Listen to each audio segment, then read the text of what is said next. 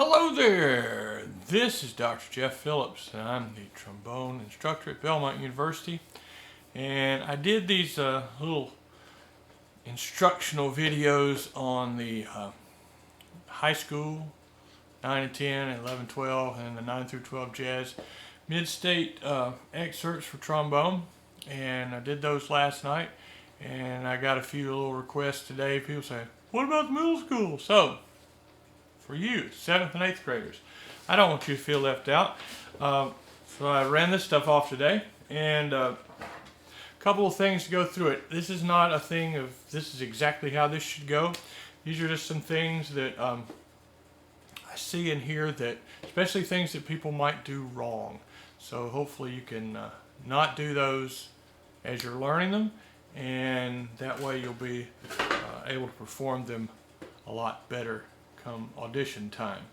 The first one I'm looking at is the allegretto. It's the excerpt at the top of the page. It has 2 flats in the key signature. A lot of times when I've judged middle school especially, we tend to ignore those. Don't ignore the key signature. So you have 2 flats. Allegretto, not too fast, not too slow. Just kind of right in the middle. So we have mezzo forte to begin. You don't want to be too loud, too soft. A comfortable volume. A lot of you will be the first time you've auditioned for anything. You'll probably be a little nervous. So, first thing to go when you're nervous is your breathing. So if you're trying to play too softly and all of a sudden the nerves kick in, nothing comes out. So, good breath in, good start. I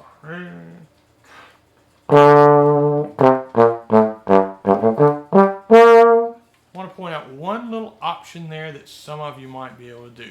If you have an F attachment trombone, I hate the word trigger, by the way. I got myself a trigger trombone. Sounds like you're going to shoot something. Okay, these are not instruments of destruction. Okay, but measure 2, you have G, G's in 4th, and B flat that we normally play in 1st. If you've got this, a not often played, sometimes neglected position that we forget about is you could play the B flat in a flat 3rd position with the valve. I throw that out just to see the difference. It really makes no difference, but it might be something that you can experiment with and be able to utilize not just in this, but in other things you play.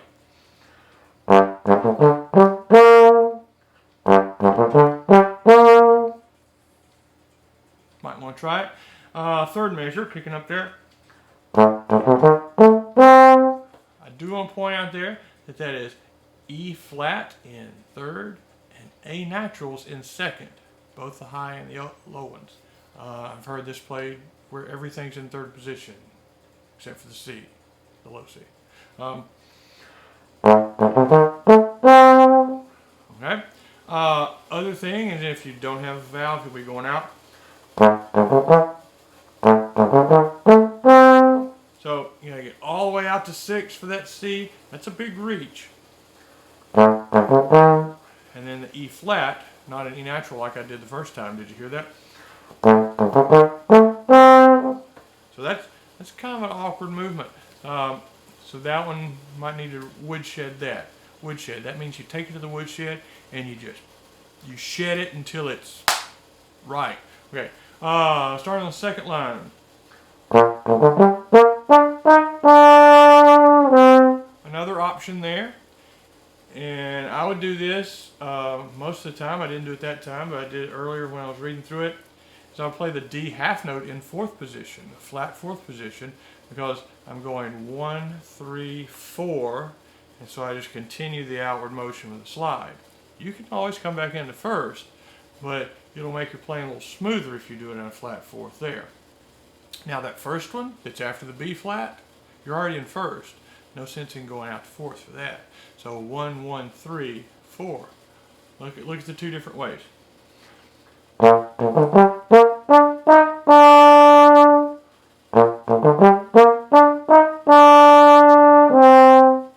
Other thing is, if you're on the D in 4th for the half note, the next note is C, which is in 3rd. And if I'm in 4th for the D, I can play a natural slur from D to C. And I have to do anything except move the slide and adjust here, and the pitch comes down instead of, and maybe getting a smear there.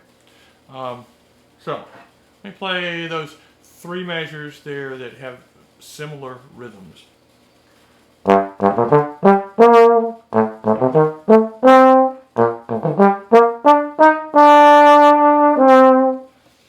Personally, the thing that I would do is maybe make each one of those measures a little stair-step dynamic. We always say to exaggerate your dynamics. Exaggerate, yes, but don't exaggerate to the point of obnoxious. Okay, a little bit of increase every measure, because the passage is going up. Maybe make your volume go up a little bit. It gives you just a little more interest to what's going on there. So you've played the second measure on the second line, and then you start descending here.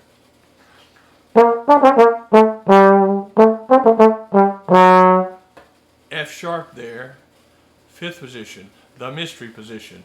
You're in G, 4, just slightly out for 5. Don't go out too far. Then the next measure, it has a little natural written in parentheses. That's called a courtesy accidental. You're in a different measure, so it goes back to F. We should remember that, but this is just the publisher's way of saying, hey, you know that F sharp? It's not in this measure anymore.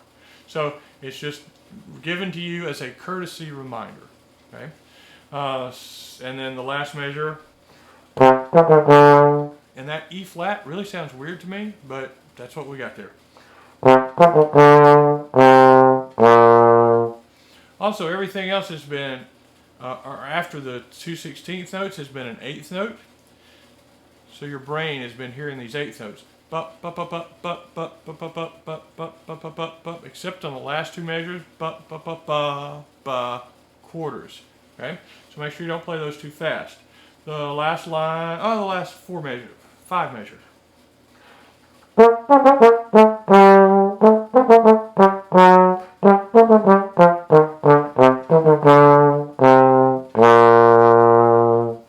The other thing is, a lot of times people see it has a diminuendo written under the next to last measure, and then a piano mark under the dotted half note, the last note.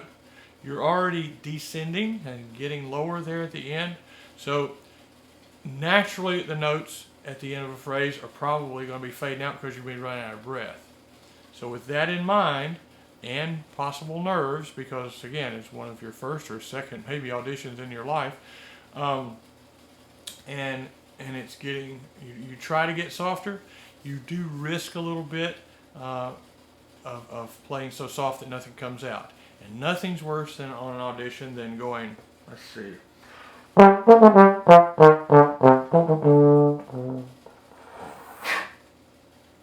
and then panic sets in.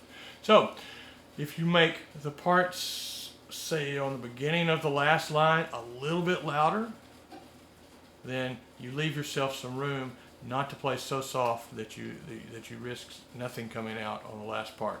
On the last 3 or 4 bars, and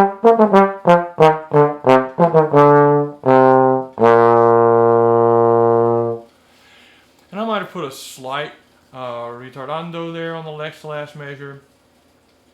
I think it's okay. I wouldn't overdo it though.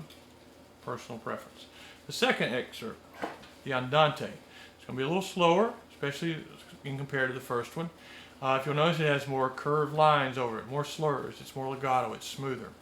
Also, very, very, very, very, very super duper important. Look at the key signature. There's not one. So, if there's an accidental written, then you pay attention to that. Otherwise, everything's natural. B naturals, A naturals, E naturals. Okay? You know what key that's in? No, it's not in C. It's actually in A minor. Okay. If you don't know that, you'll learn that later. But it starts on A, it does end on C. That's why it sounds like it doesn't end at the end. It's not really in C. Okay. But anyway, it's another lecture. So, again, this one's marked piano to begin with, but you don't want to start too soft. Start with a good sound and taper everything around wherever that is, because you want to have a good solid sound to begin with. All right, so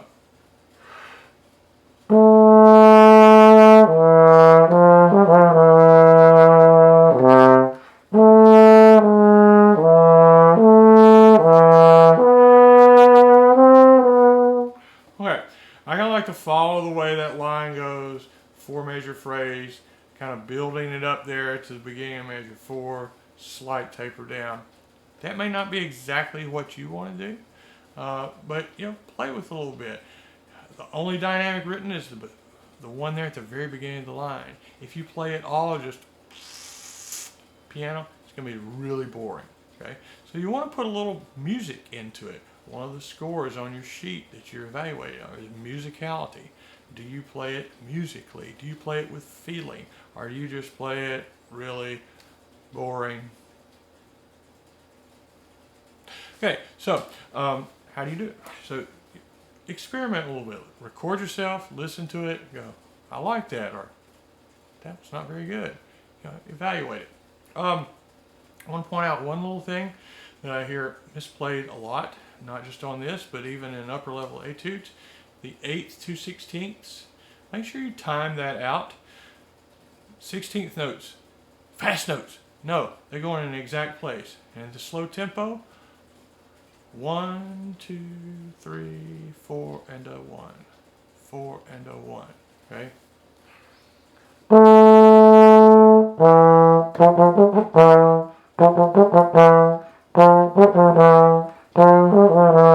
They're going in an exact spot, right on the and.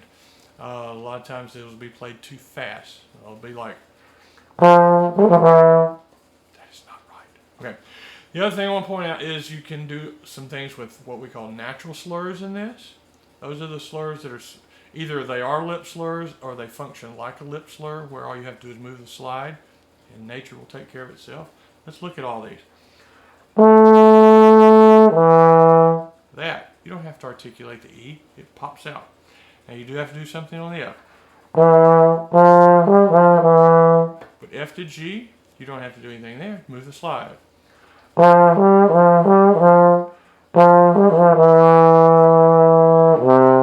you're going down with the valve, all you have to do is move the button.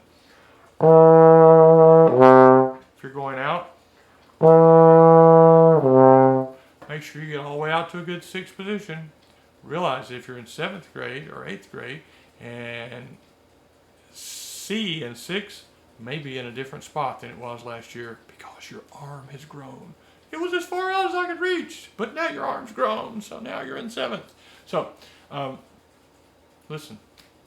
Okay, the 3rd measure, hashtag G, G sharp. So that is inharmonically what we call A flat, 3rd position. So make sure you've got that marked. So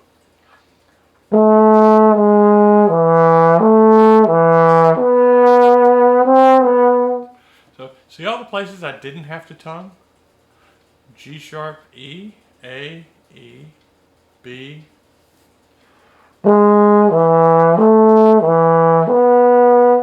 That's why it's important to do your lip slurs. Check out my video on lip slurs on www.jeffphillipstrombone.com. I have a video on there that explains how to do lip slurs. Check that out. But that's why, and that's why you do those in band. And your band directors, you think, they're just being mean to make me do lip slurs. No, it's so you can play things like that nicely. All right, going on. Kind of the same thing.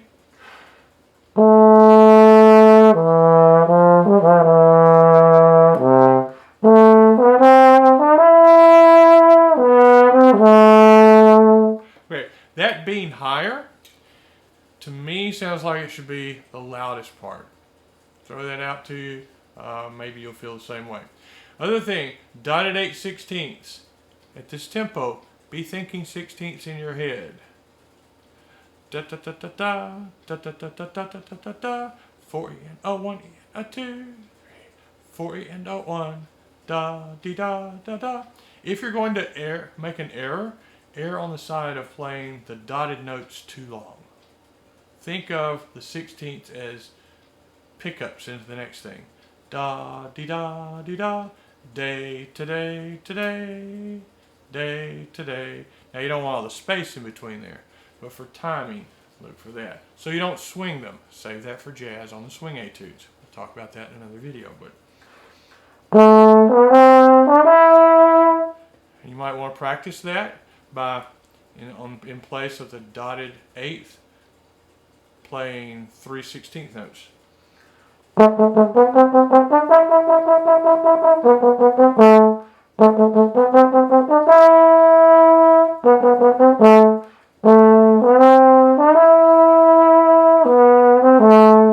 you've got some options there on the D and even the E if you're low battery.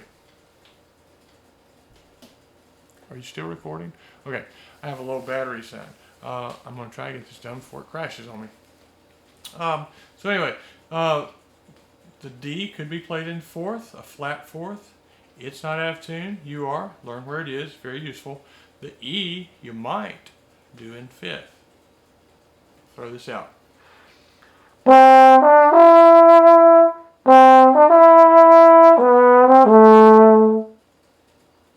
It's out there.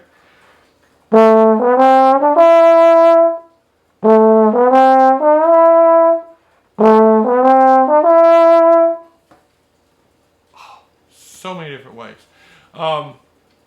Then the next last measure on line 2, there's another G sharp.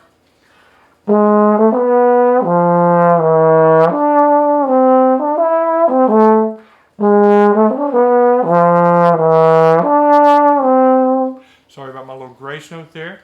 But again, you've got some options there. C, D, E. A lot of things you can do.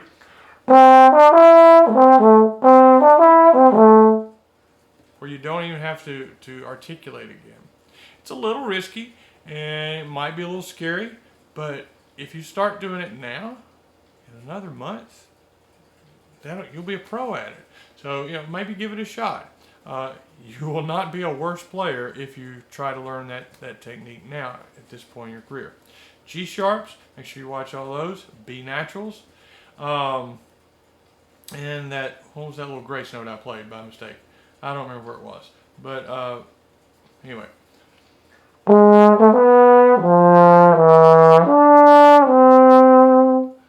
Look for places in this etude for natural slurs, or lip slurs, where all you have to do is move the slide. In fact, a way to practice this whole thing is take each one of these little phrases that's under the curved line and do it without tonguing, like the last thing.